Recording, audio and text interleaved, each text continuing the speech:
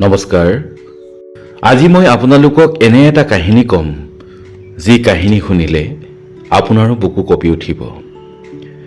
এখন চিঠি, যিখন এখন ফটা কাগজত লিখা আছিল, কিন্তু তাৰ প্ৰতিটো শব্দই এজনী মাতৃৰ ত্যাগ আৰু এজন পুত্ৰৰ অনুশোচনাক চিত্ৰিত কৰিছিল।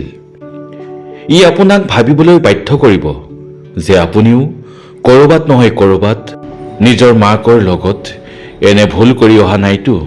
ৰাহুল এতিয়া এজন সফল ইঞ্জিনিয়াৰ, কিন্তু তাৰ মাক আছিল চহৰৰ এজনী সাধাৰণ বন কৰা মহিলা। ৰাহুলৰ সৰুতেই দেউতাক ঢুকাইছিল। মাকে আনৰ ঘৰত বাচন ধুই, কাপোৰ ধুই ৰাহুলক ডাঙৰ কৰিছিল। ৰাহুলৰ যেতিয়া চহৰৰ এখন দামী স্কুলত নাম লগাইছিল, সি লাজ পাবলৈ ধৰিলে। সি মাকক ক'লে, মা, তুমি মোৰ স্কুললৈ কেতিয়াও নাযাবা। তোমাৰ এই ফটা কাপোৰবোৰ দেখিলে মোৰ বন্ধুসকলে মোক জোকায়।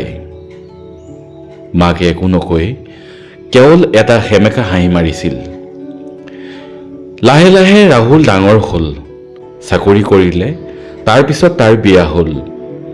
সি চহৰত এটা দামী ফ্লেট ল'লে, কিন্তু মাকক গাঁৱৰ সেই ভগা প্ৰজাত অকলশৰে এৰি থৈ আহিল। সি মাকক মাহে মাহে অলপ টকা পঠিয়াই দিয়ে আৰু ভাবে যে তাৰ দায়িত্ব শেষ হ'ল। এদিন ৰাহুলে খবৰ পালে যে মাকৰ গা বহুত বেয়া। সি অনিচ্ছা সত্ত্বেও গাঁৱলৈ গ'ল। সি গৈ পাওঁতে দেখিলে মাক বিচনাত পৰি আছে, একেবাৰে কংকালসাৰ দেহ। ৰাহুলক দেখাৰ লগে লগেই মাকৰ চকু দুটা উজ্জ্বল হৈ উঠিল। তেওঁ কপকপীয়া হাতেৰে গাৰুৰ তলৰ পৰা এখন লেতেৰা কাগজ উলিয়াই ৰাহুলক দিলে। ৰাহুলে কাগজখন হাতত লৈ ক'লে, মা, এতিয়া এইবোৰ থোৱা, মই ডাক্তৰক মাতিছোঁ। মাকে একো নক'লে, কেৱল ৰাহুলৰ মুখখনলৈ এপলক চালে আৰু দীঘলকৈ এটা উশাহ লৈ চিৰদিনৰ বাবে চকু মুদিলে। ৰাহুলে মাকৰ শ্মশান যাত্ৰা শেষ কৰি ঘৰলৈ আহি সেই কাগজখন খুলি চালে। সেইখন এখন চিঠি আছিল, যিখন চিঠিত মাকে বহুত কষ্টত লিখিছিল ৰাহুলৰ বাবে। বোপাই ৰাহুল, তই স্কুলত থাকোঁতে মোক লৈ লাজ পাইছিলি মই জানো, সেইবাবে মই তোৰ পৰা সদায় আঁতৰত আছিলোঁ। কিন্তু আজি মই তোক এটা কথা ক'ব বিচাৰোঁ। তই চাগে ভাবিছ তোৰ এটা চকু কিয় সৰুৰে পৰাই অলপ বেলেগ। বোপাই, তই যেতিয়া 3 বছৰীয়া আছিলি, এটা দুৰ্ঘটনাত তই তোৰ এটা চকু হেৰুৱাইছিলি। মই সহিব পৰা নাছিলোঁ যে মোৰ সন্তানটো এটা চকুৰে অন্ধ হৈ জীয়াই থাকক। সেইবাবে মই নিজৰ এটা চকু তোক দান কৰিছিলোঁ। আজি তই যিটো চকুৰে পৃথিৱীখন চাইছ, সেইটো আচলতে মোৰ চকু। তই সুখেৰে থাক বোপাই।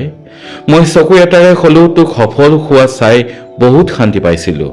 ৰাহুলৰ হাতৰ পৰা চিঠিখন খহি পৰিল। সি আইনাৰ সন্মুখত থিয় হৈ নিজৰ চকুটোলৈ চালে।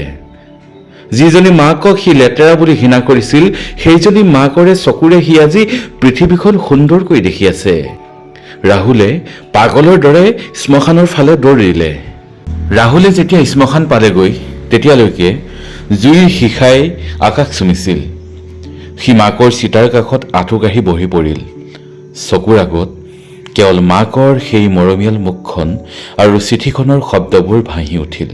সি মাকৰ চিতাৰ ছাইখিনি স্পৰ্শ কৰিব খুজিলে, যেন সেই গৰম ছাইখিনিয়ে তাৰ পাপবোৰো পুৰি নিশেষ কৰি দিব।